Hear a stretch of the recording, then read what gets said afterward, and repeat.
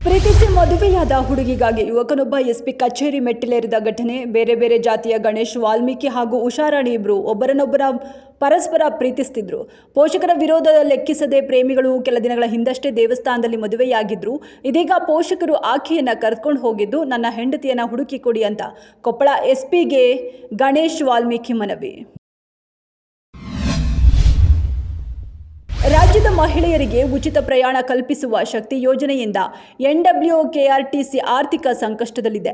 ಸರ್ಕಾರವು ನಿಗಮಕ್ಕೆ ನೀಡಬೇಕಿದ್ದ ಕೋಟಿ ಹಣ ಬಾಕಿ ಉಳಿಸಿಕೊಂಡ ಪರಿಣಾಮ ಸಿಬ್ಬಂದಿ PF ಮತ್ತು ಗ್ರ್ಯಾಚ್ಯುಟಿ ಪಾವತಿಸಲು ಸಾಧ್ಯವಾಗ್ತಿಲ್ಲ.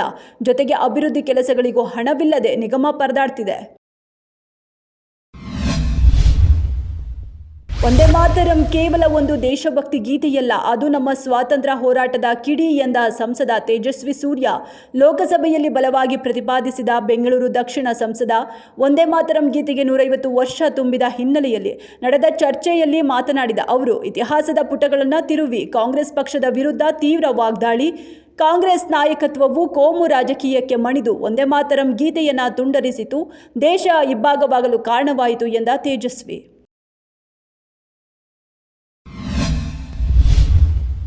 ಲೋಕಸಭೆಯಲ್ಲಿ ವಂದೇ ಮಾತರಂ ಕುರಿತು ಚರ್ಚೆಯ ವೇಳೆ ಹೈದರಾಬಾದ್ ಸಂಸದ ಅಜಾಜುದ್ದೀನ್ ಓವೈಸಿ ಅವರು ಕೇಂದ್ರ ಸರ್ಕಾರದ ವಿರುದ್ಧ ತೀವ್ರ ವಾಗ್ದಾಳಿ. ದೇಶಭಕ್ತಿ ಎಂದರೆ ಕೇವಲ ಒಂದು ಹಾಡು ಹಾಡುವುದಲ್ಲ. ಮುಸ್ಲಿಮರಾದ ನಾವು ಅಲ್ಲಾ ಒಬ್ಬನನ್ನೇ ಆರಾಧಿಸ್ತೇವೆ. ನಮ್ಮ ಧರ್ಮದಲ್ಲಿ ಸೃಷ್ಟಿಕರ್ತನನ್ನ ಹೊರತುಪಡಿಸಿ ಭೂಮಿ ಅಥವಾ ತಾಯಿಯನ್ನ ಪೂಜಿಸಲು ಅವಕಾಶವಿಲ್ಲ. ಗುಡುಗಿದ ಸಂಸದ ಅಸಾದುದ್ದೀನ್ ಓವೈಸಿ.